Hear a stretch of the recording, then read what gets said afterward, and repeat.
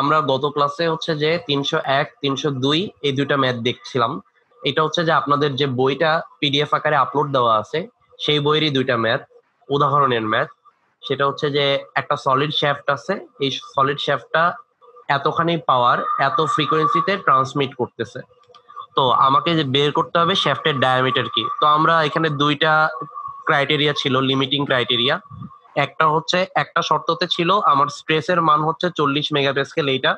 আরেকটা ক্রাইটেরিয়া হচ্ছে এই যে আমার শ্যাফট আছে এই শ্যাফটটা আমাদের কখনো যে অ্যাঙ্গেল অফ টুইস্ট অর্থাৎ যেই অ্যাঙ্গেলে মোচড়াবে সেটা কখনো 6 ডিগ্রির বেশি হবে না।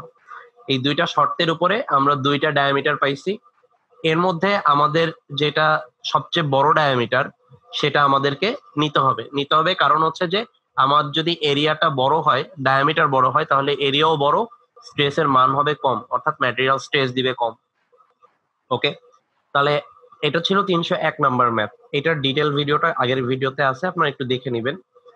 আর 302 নাম্বার যে ভিডিওটা ছিল সেটাতে ছিল যে দুইটা শ্যাফট একটা আরেকটার ভিতরে ঢুকানো আছে, একটা হচ্ছে অ্যালুমিনিয়াম শ্যাফট, একটা হচ্ছে স্টিলের শ্যাফট।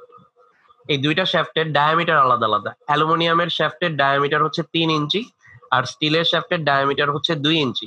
এদের লেন্থ আলাদা, অ্যালুমিনিয়াম শ্যাফটের লেন্থ হচ্ছে 6 ফিট আর স্টিল শ্যাফটের লেন্থ হচ্ছে 3 ফিট। এখন এদের মাঝখানে অর্থাৎ জয়েন্টে আমরা একটা টর্ক দিচ্ছিলাম।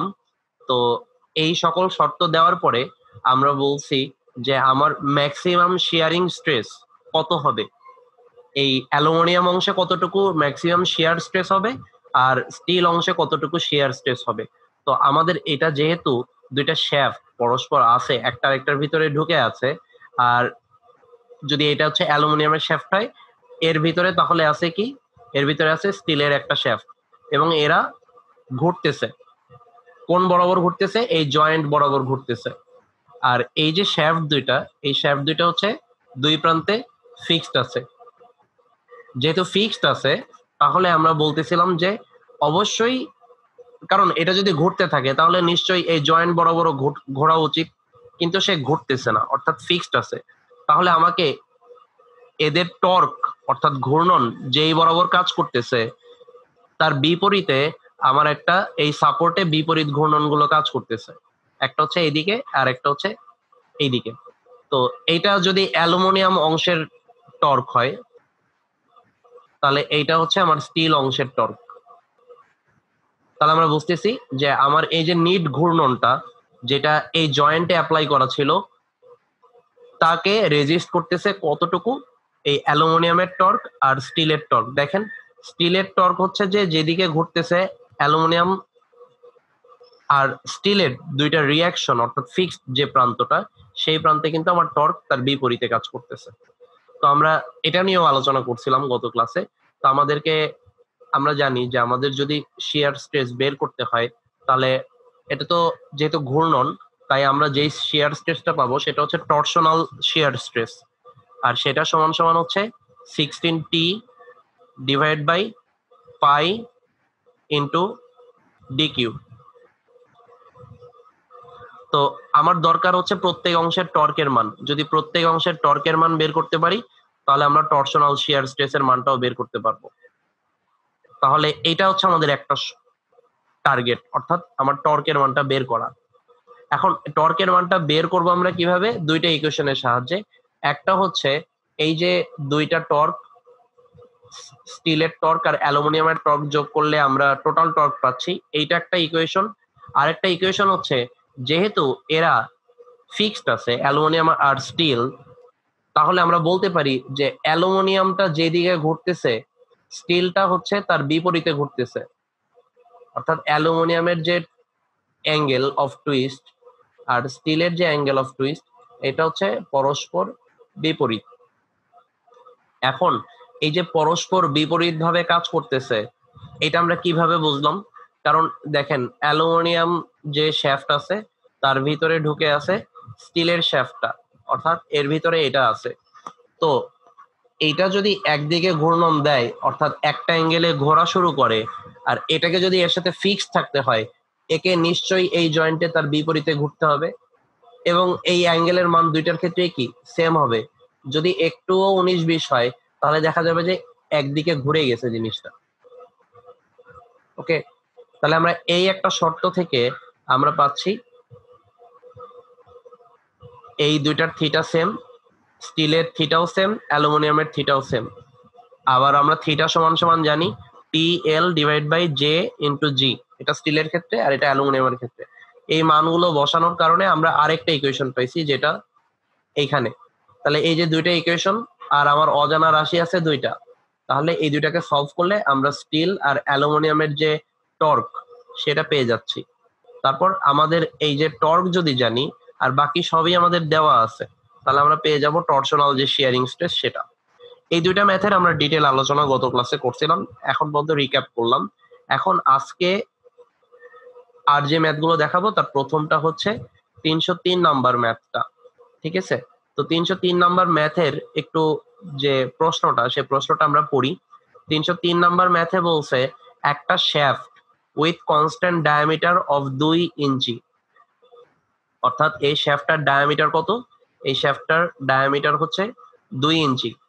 আমাকে বলে দিছে এর উপরে যে টর্কটা অ্যাপ্লাই হবে সেই টর্কগুলো কত কত অ্যাপ্লাই হবে সেটা বলে দিছে চিত্রতে।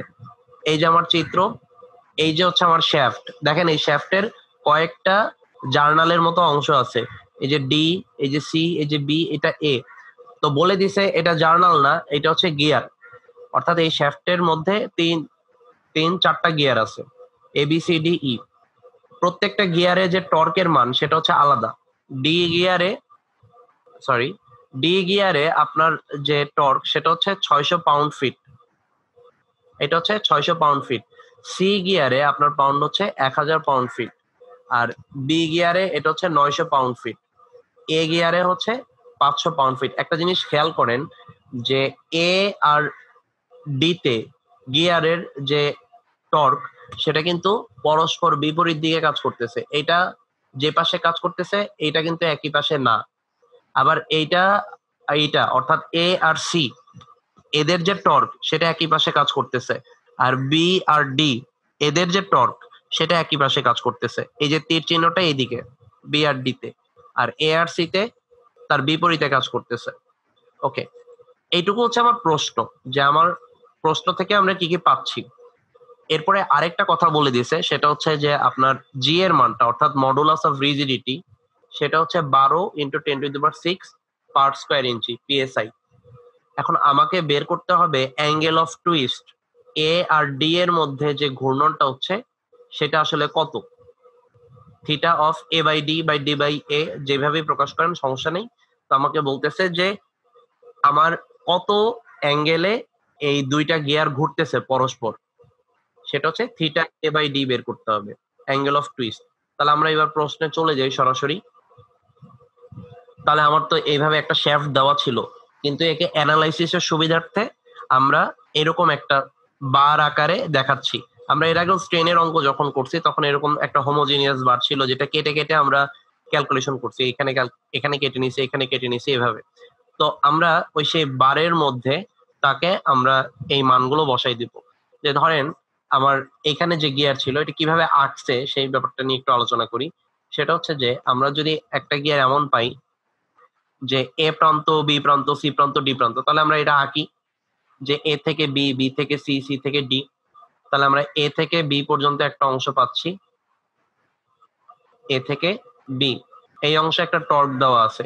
এই টর্কটাকে যদি আমি মনে করি এটা বাইরের দিকে কাজ করতেছে, তাহলে আমি একে ধরেন বাম পাশে তীর চিহ্ন দিলাম যে এটা বাইরের দিকে কাজ করতেছে।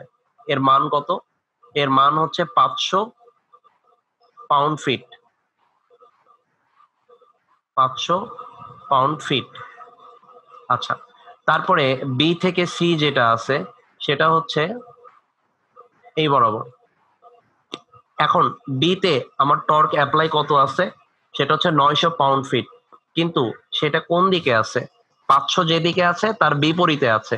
তাহলে 500 যদি আমার এ থেকে বাইরের দিকে হয় তাহলে নিশ্চয়ই এটা কোন দিকে হবে? বি থেকে ভিতরের দিকে, সি এর দিকে। তাহলে এটাকে একটু ছোট করে নিই। তাহলে আমার এটা হচ্ছে কত? 900 পাউন্ড ফিট, এবং এটা ভিতরের দিকে কাজ করতেছে। তাহলে এটা হচ্ছে 900 পাউন্ড ফিট।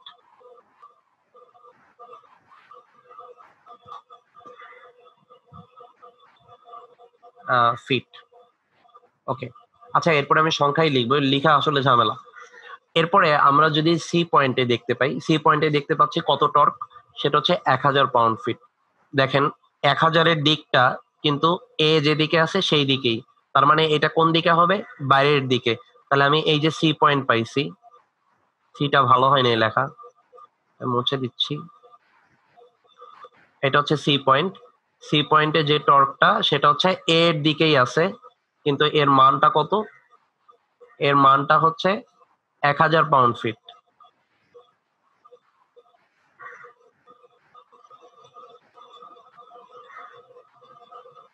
তাহলে এটা হচ্ছে 1000।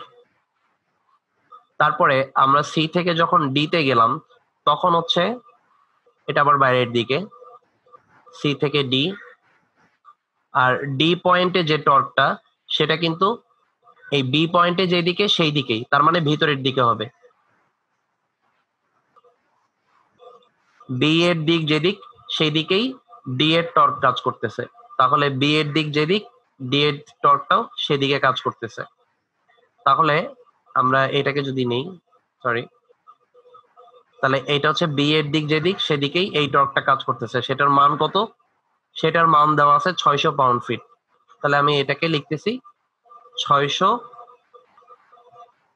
Pound fit.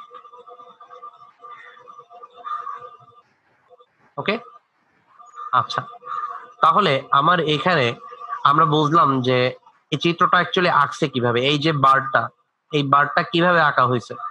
এখন দেখেন এই প্রত্যেকটার কিন্তু লেন দেওয়া আছে, অর্থাৎ এ থেকে বি এর দূরত্ব কত, বি থেকে সি এর দূরত্ব কত, সি থেকে ডি এর দূরত্ব কত, এই লেন্থ গুলো আপনার কাজে লাগবে। তো আমার এখানে যেটা খুব জরুরি সেটা হচ্ছে যে বোঝা যে থিটা মানটা, যে অ্যাঙ্গেল অফ টুইস্ট, সেটা এ থেকে ডি তে কিভাবে পরিবর্তিত হয়। তো প্রত্যেক অংশেই কিন্তু আমার একটা অ্যাঙ্গেল হচ্ছে, যেহেতু প্রত্যেকটা আলাদা আলাদা অংশ। তাহলে এ থেকে বি তে একটা ঘূর্ণন আছে, বি থেকে সি তে একটা ঘূর্ণন আছে, সি থেকে ডি তে আলাদা আলাদা ঘূর্ণন আছে।